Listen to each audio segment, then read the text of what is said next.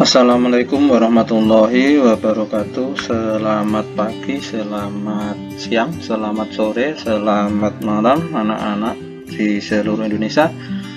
Kali ini Pondok Media akan membahas tentang soal-soal penilaian tengah semester 2 untuk persiapan besok Senin ya. Kalian sudah PTS semester 2 ini. Mudah-mudahan dengan latihan ini bisa membantu kalian sebagai teman untuk belajar. Baik anak-anak, untuk yang pertama kali ini adalah tema 6, panas dan perpindahan. Muatan pelajarannya khusus untuk PPKN dan bahasa Indonesia. Baik anak-anak, kita lanjutkan untuk soal yang pertama.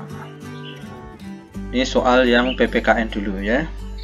Jelas enggak anak-anak? Saya besarkan lagi agar lebih jelas ya. Sekian, sudah jelas, tambah lagi. Oke, sekian ya. Baik anak-anak, nomor 1 kita baca bersama-sama.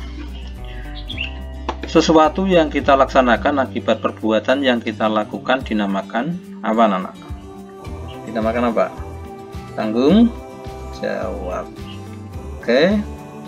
Kemudian kita lanjutkan untuk yang nomor 2. Berikut ini yang bukan, harus diperhatikan ini kata-kata bukan ya.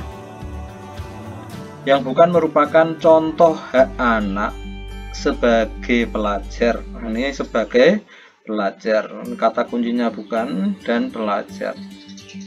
Mendapat hak untuk pindah sekolah. Ini hak pelajar enggak anak-anak? Iya, berarti ini termasuk hak pelajar. Berarti bukan jawaban yang dikehendaki.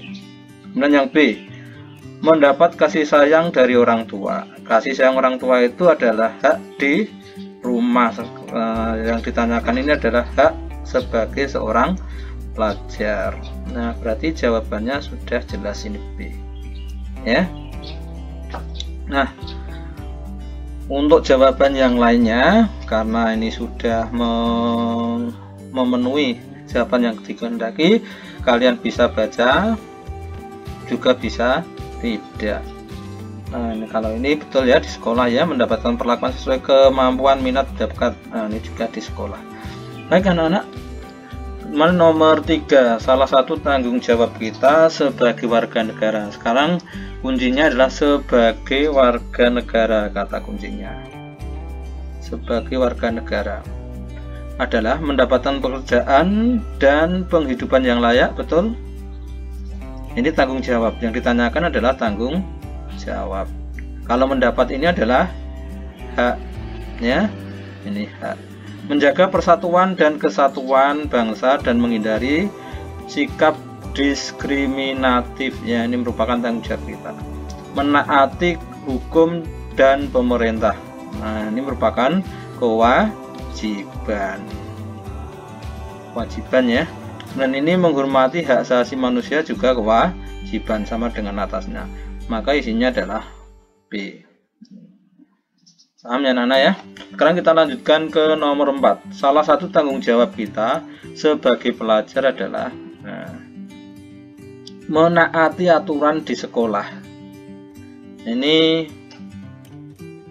kita tanggung jawab kita sebagai pelajar. Ini di sekolah, betul. Tapi kita lihat dulu pilihan yang lain. Mengerjakan pekerjaan rumah di sekolah, bukan ya. Ini malah menyalahi tanggung jawab kita. Merusak sarana, jelas tidak. Mengikut kerja bakti membersihkan desa, jelas tidak. Ini di lingkungan masyarakat. Berarti jawabnya adalah A. Nah, dan kita lanjutkan untuk ke nomor 5. Kita ke nomor 5. Setiap warga negara berhak atas pekerjaan dan penghidupan yang layak. Masih ingat pasal berapa? Dalam Undang-Undang Dasar 45, pasal ke 27 ayat 2. Betul ya? 27 ayat 2. Kalau yang ayat pertama itu bersamaan atau bersamaan kedudukannya dalam pemerintahan ya. Ini nomor pasal 31 ayat Satu, ini hak memperoleh pendidikan. Nah, berarti jawabannya B. Kita lanjutkan. Berikut ini merupakan kewajiban warga negara terhadap negaranya. Ini jangan ada kata-kata kecuali. Membayar pajak, ya kewajiban kita. Mentaati dan menjunjung tinggi dasar negara, ya. Memberikan kebebasan dalam memeluk agama, apakah ini kewajiban kita sebagai warga negara? Bukan, ini adalah kewajiban pemerintah. Berarti jawabannya adalah C. Kewajiban dalam mengikuti usaha pembelaan negara, ini juga jelas. Kewajiban kita. Yang ditanyakan adalah kecuali. Baik anak-anak, nomor 7. Warga Juwana sebagian besar bermata pencaharian sebagai nelayan. Adapun hak sebagai nelayan adalah A. Menjual hasil tangkapannya. Ini hak kita, hak sebagai masyarakat nelayan, sebagai nelayan, ya. Menjaga ekosistem laut itu kewajiban. Ini kewajiban, ya. Kemudian memanfaatkan sumber daya laut sebaik mungkin. Ini adalah memanfaatkan sumber daya laut sebaik mungkin. Ini juga kewajiban, ya, lebih dekat kepada kewajiban. Maksudnya apa ini? Kita harus melaksanakan atau memanfaatkan sumber daya laut itu sebaik mungkin. Misalnya jangan diambil, jangan menangkap ikan di laut dengan bom misalnya, atau dengan pukat harimau. Nah, ini maksudnya seperti itu, ya. Kemudian mematuhi peraturan pemerintah tentang kelautan, ini juga kewajiban. Hak kita adalah menjual hasil tangkapan kepada masyarakat. Kemudian dalam nomor 8, dalam bermusyawarah kita mempunyai kewajiban untuk apa ini? Yang A, menghargai pendapat orang lain, betul. Kewajiban kita ini sebagai anggota musyawarah, ya. Menyampaikan pendapat ini adalah hak, ya. Kemudian memotong pembicaraan orang lain, ini tidak boleh, ya. Tidak boleh memotong pembicaraan orang lain. Kemudian yang D, melaksanakan hasil keputusan dengan terpaksa.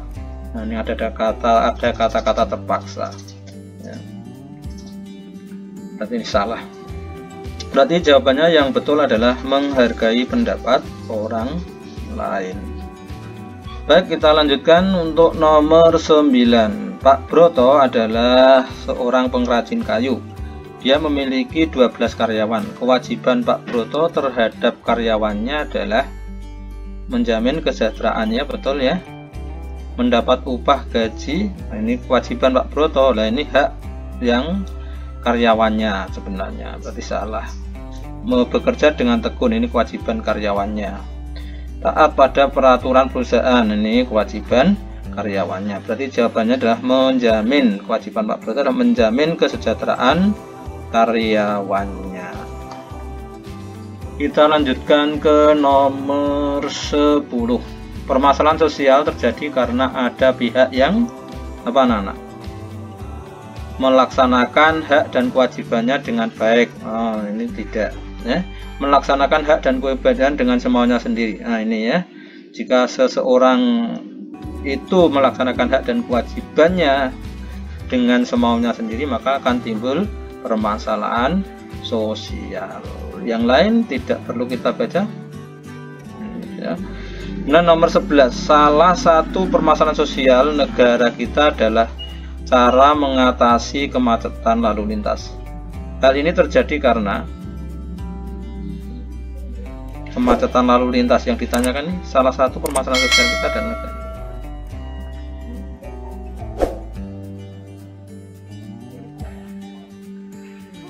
Nah, ini sebenarnya ini pernyataannya kurang pas ya, tapi nggak apa-apa. Yang dimaksudkan adalah Apa penyebab kemacetan lalu lintas? Apa anak-anak? Pengguna jalan yang tidak mematuhi peraturan lalu lintas. Jawabannya C. Baik, kita lanjutkan untuk nomor 12. Perhatikan pernyataan di bawah ini, melakukan reboisasi. Nah, kalau ada pertanyaan seperti ini, kita langsung ke poinnya saja, ke persoalannya saja. Cara persoalannya saja ya, dari pernyataan di atas yang merupakan cara mengatasi banjir. Nah, langsung kita cari saja. Melakukan reboisasi betul. Nah, ini tidak ada hubungannya. Tidak membuang sampah limbah pabrik, ini tidak mengakibatkan banjir. Nah, membuat daerah resapan ini cara mengatasi banjir. Berarti 1 dan 4 isinya C. Gitu ya anak-anak ya. Dan yang nomor 13, dalam bacaan teks eksplanasi kita akan menemukan informasi penting melalui, nah, tentu saja membaca dengan seksama. Lanjut nomor 14. Berikut ini yang bukan merupakan langkah-langkah dalam membuat kesimpulan berdasarkan teks eksplanasi adalah yang bukan. Nah, ini ada diperhatikan ya, jangan sampai ini terlewat dalam membaca. Yang bukan, berarti yang tidak. Membaca dengan membaca teks dengan sama, ya, betul. Membuat pertanyaan dengan unsur 5W plus 1H, betul ya. Sekaligus jawabannya. Catatlah informasi penting dalam bacaan, betul. Mengubahlah informasi penting tersebut menjadi kalimat, sebuah kalimat. Nah, ini tidak perlu berarti ini ya. Jawabannya adalah D. Kita lanjutkan untuk nomor 15. Ini bacaannya. Lingkungan alam terjadi interaksi antara lingkungan biotik dan lingkungan, maaf ya. Baik anak-anak, kita lanjutkan untuk soal nomor 15. Bacalah teks di bawah ini dengan seksama. Lingkungan alam terjadi interaksi antara lingkungan abiotik dan lingkungan biotik atau sebaliknya. Kita lihat dulu soalnya ya, biar tidak terlalu lama membaca. Pokok pikiran dalam paragraf di atas adalah, nah ini biasanya di pokok pikiran itu ada di kalimat pertama.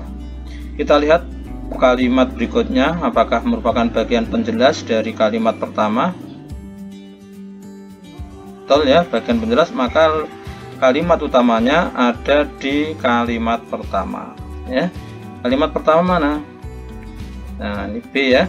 Lingkungan alam terjadi interaksi antara lingkungan biotik dan abiotik. Jawabannya B. Baik, kita lanjutkan anak-anak untuk nomor 16. Teks non-fiksi dapat kita temukan di media cetak. Contoh dari media cetak. Nah, contohnya apa? Internet tidak. Nah, ini ada internet juga tidak. Koran dan majalah, ini betul ya.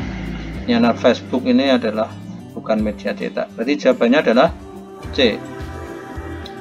Kita lanjutkan, perhatikan pernyataan berikut ini. Kita lihat langsung pertanyaannya biar cepat ya. Dari pernyataan di atas merupakan langkah dalam ini langkah dalam membuat apa? Ya, harus kita baca semuanya. Kalau ini bukan pilihan ya. Ini kesimpulan, namanya mencari kesimpulan. Membaca teks bacaan dengan seksama. Menentukan ide pokok setiap paragraf. Menentukan kata kunci tiap paragraf. Menyusun ide pokok atau kata kunci ke dalam kalimat dengan bahasa sendiri sesuai dengan isi bacaan. Memperhatikan pemilihan diksi dan ejaan yang sesuai dengan EYD. Ini kira-kira langkah apa anak-anak?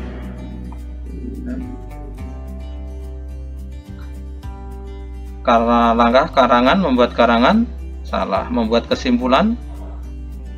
Nah, di sini ada yang mendekati adalah nom B dan C, pilihan B dan C. Sekarang kita lihat apakah ini merupakan kesimpulan atau ringkasan. Kalau kesimpulan itu menyatukan ide-ide pokok. Nah, kalau ini menyusun di pokok atau kata kunci, ini lebih kepada meringkas ya, ringkasan, membuat ringkasan. Baik anak-anak, kita lanjutkan ke nomor 18. Ini bacaan lagi. Ini mencari informasi penting untuk nomor 18 dan 19. Informasi penting: konveksi merupakan perpindahan panas tanpa melalui zat perantara. Betul atau salah ini? Ini sudah jelas salah ya, sudah jelas salah. Saat ibu memasak panas sapi kompor langsung perpindahan, apakah ini informasi penting? Belum ya. Air yang mendidih dan uap air keluar melalui panas, apakah informasi penting? Tidak ya. Kemudian yang D, panas berpindah melalui zat perantara, dinamakan konveksi. Ini betul nggak ini? Konveksi itu melalui zat perantara? Betul. Tapi ini masih kurang ya. Konveksi itu disertai perpindahan molekul-molekul zatnya. Jadi ini masih kurang sebenarnya ya. Tapi jawaban yang mendekati betul adalah D. Baik anak-anak, kita lanjutkan ke nomor 19. Air yang mula-mula dingin akan berubah menjadi titik-titik dan titik-titik. Ini ada hubungannya dengan bacaan tadi, maka harus kita cari di sini. Awalnya dingin, berubah menjadi panas dan mendidih. Ada nggak panas dan mendidih? Ada. Berarti jawabannya adalah A. Kemudian nomor 20, ini sudah tidak ada hubungannya dengan bacaan tadi. Untuk menemukan hal yang penting dalam bacaan dilakukan dengan membaca, nyaring, dalam hati, acak, intensif. Berarti intensif. Yang betul adalah intensif. Baik anak-anak, kita lanjutkan untuk nomor selanjutnya, nomor 21. Nah, ini ada bacaan yang agak panjang. Kita langsung ke pertanyaannya. Kata lilifu berasal dari bahasa mana? Kita lihat di bacaannya. Berasal dari bahasa Dawan di daerah suku timur. Bahasa suku timur namanya bahasa Dawan. Berarti isinya adalah B. Kita lanjutkan untuk nomor berikutnya. Bacaan tersebut menjelaskan tentang arti kata apa tadi? Lilifu. Lilifu berarti sama nih ya. Isinya adalah B. Kita lanjutkan ke nomor berikutnya, nomor 23. Informasi penting yang dapat kamu ambil dari teks di atas adalah lilifu berasal dari kata nifu yang artinya kolam. Informasi penting, kita lihat nanti ada yang penting lagi enggak? Daerah cekungan ini akan menyerupai kolam dengan kedalaman. Nah, ini sepenggal, ini maknanya belum jelas ya. Berarti ini belum. Ketika air pasang, lilifu ini akan dipenuhi dengan berbagai biota laut yang terjebak di dalamnya. Ini juga informasinya masih sebagian ya. Dan Kabupaten Kupang memiliki kearifan lokal yang disebut dengan lilifu. Nah, ini ada dua yang harus kita bandingkan, mana yang lebih utama, ini atau ini. Nah, kemungkinan adalah D ya. Nah, ini mencakup keseluruhan dari bacaan ini ya. Kemudian dicari lilifu itu apa ya, ini kok liliu ya. Kalau kata ini liliu, ini salah ketik atau bagaimana? Nanti ya jawabannya ke sini nanti. Kalau ini memang salah disengaja membuat soal ataupun salah ketik. Kalau salah ketik mungkin jawabannya ini. Tapi kalau ini soal salah yang membuat memang disengaja, maka jawabannya adalah ini. Baik anak-anak, nomor 24, sebuah informasi tersusun dari, nah ini juga kurang jelas ya. Kita lihat di sini. Sebuah informasi tersusun dari kalimat pertama. Kalimat pertama saja informasi itu tidak. Apakah kalimat penjelas saja? Nah, malah nanti tidak sambung karena hanya penjelas saja. Kemudian ringkasan, ini juga pokok pikiran, kemungkinan ini dan ini. Tapi ini pertanyaannya kurang spesifik ya. Informasi tersusun dari, nah ini belum spesifik ya. Kita lewati saja. Untuk memudahkan dalam membuat kesimpulan, kita dapat membuat titik-titik yang berisi pokok pikiran tiap paragraf. Nah, ini mendekati yang lebih tepat mana ini jawabannya, antara tabel, garis, kolom, dan diagram. Sebenarnya yang paling tepat apa? Peta pikiran atau peta konsep. Yang lebih mendekati ke peta pikiran atau peta konsep adalah diagram ya. Ini seharusnya pilihannya yang tepat itu adalah peta konsep atau peta pikiran ya. Baik anak-anak, kita lanjutkan untuk isiannya ya. Nah, sampai isian saja nanti Romawi 2. PBB mengesahkan konversi hak anak-anak pada tanggal, masih ingat, 26 Januari. Tanggal berapa anak-anak? 26 Januari 1990. Nomor 2, sebagai seorang siswa kewajiban kita adalah belajar dengan tekun. Maaf ini tulisannya agak sulit. Belajar dengan tekun ya. Memahami dan mengamalkan ideologi Pancasila merupakan salah satu bentuk apa? Tanggung jawab. Terlalu depan itu sana anak-anak ya. Enggak apa-apa. Tanggung jawab kita sebagai warga negara. Setiap warga negara bebas untuk nomor 29 ya, memilih, memeluk dan menjalankan agama dan kepercayaannya masing-masing. Yang dipercayai merupakan bunyi pasal 29 dalam Undang-Undang Dasar 45 ayat 2. Baik, kita lanjutkan nomor 30. Hak dan kewajiban harus dilaksanakan secara apa anak-anak? Seimbang. Dalam musyawarah kita mempunyai kewajiban untuk menghargai atau menghormati, menghargai ya, menghargai pendapat orang lain. Doni adalah karyawan dari sebuah perusahaan. Salah satu hak Doni dari perusahaan dia bekerja adalah mendapat apa? Upah atau gaji ya. Oke, kita lanjutkan ke soal berikutnya. Akibat yang ditimbulkan dari pembuangan limbah ke sungai yaitu ya pencemaran air. Nah, akibatnya apa pencemaran air? Ada biota di sungai atau di air tadi menjadi mati. Nah, ini bisa ditulis apa anak-anak? Biota di sungai, biota itu makhluk-makhluk hidup ya, menjadi mati.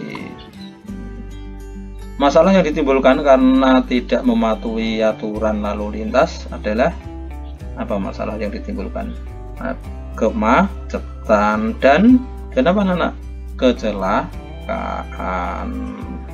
Masa nomor 35, salah satu cara untuk mengatasi masalah pencemaran lingkungan yaitu, ini banyak sekali ya, saya ambil salah satu saja, tidak membuang sampah sembarangan atau membuang sampah di tempatnya. Kemudian reboisasi hutan-hutan yang gundul itu juga bisa ya. Kemudian mendaur ulang sampah. Nomor 36, kata-kata yang dianggap penting dalam paragraf yang terkait disebut apa namanya? Kata kunci. Kata kunci. Menyarikan informasi berdasarkan apa yang telah diuraikan dinamakan menyarikan. Ini bukan mencari tapi menyarikan, membuat sari ya. Sari itu inti-intinya, menyarikan informasi, menyarikan informasi berdasarkan apa yang telah diuraikan dinamakan apa ini? Tadi ada merangkum atau meringkas, bukan menyimpulkan ya, merangkum atau meringkas. Baik, kita lanjutkan ke nomor 38. Sebuah paragraf tersusun dari kalimat utama dan kalimat apa? Penjelas. Sudah jelas nih ya. Lanjut, nomor 39. Menguji kemampuan pembaca dalam menemukan pokok-pokok permasalahan sebuah tulisan merupakan tujuan dari anak-anak.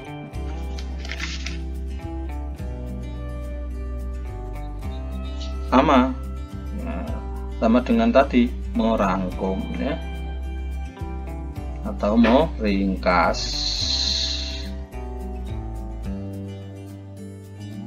Nah, ini nomor 40.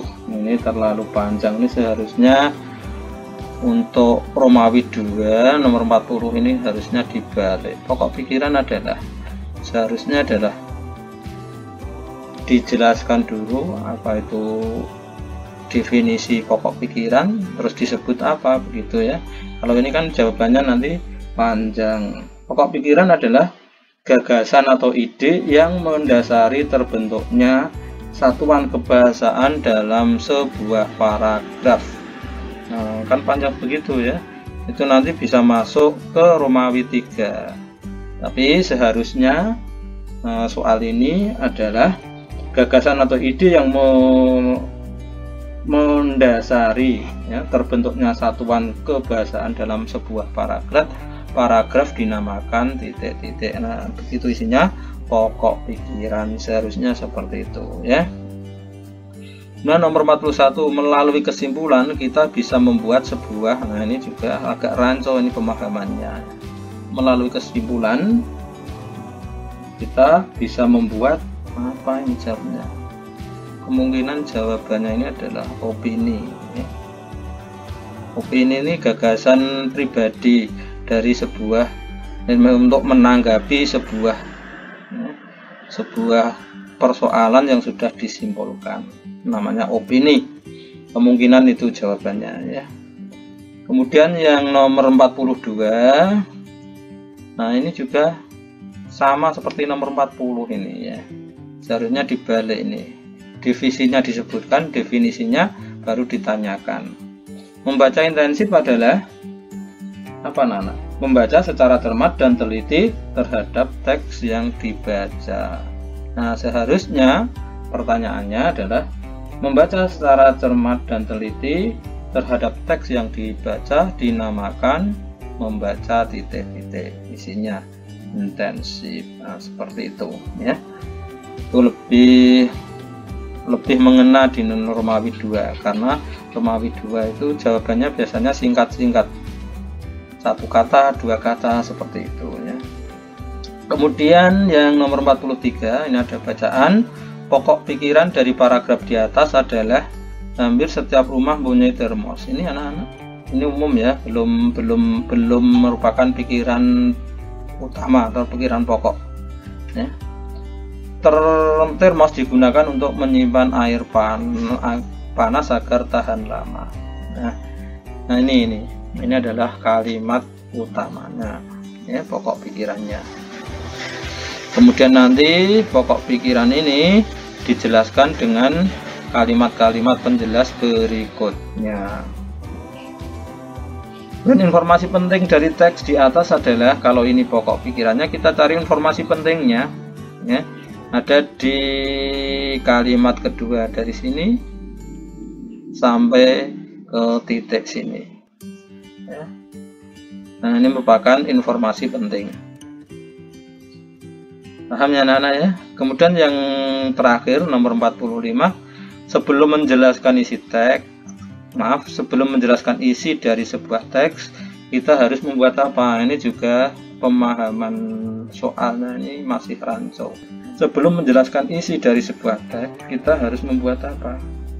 Apakah ringkasan atau apa ya? Ringkasan atau bisa juga garis besarnya. Garis besar ini juga bisa berupa peta konsep ya. Nah, peta konsep ini ringkasannya juga bisa berupa peta konsep. Maka untuk menjelaskan isi dari sebuah teks, kita harus membuat bisa ringkasan, bisa garis besar, atau juga bisa diisi peta konsep. Nah, ini pertanyaan ini kurang spesifik. Baik anak-anak, itu untuk pembahasan soal kita di tema 6 untuk muatan pelajaran PPKN dan Bahasa Indonesia.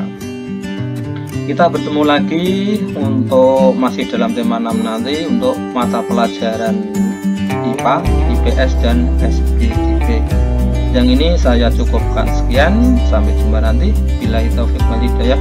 Assalamualaikum warahmatullahi wabarakatuh.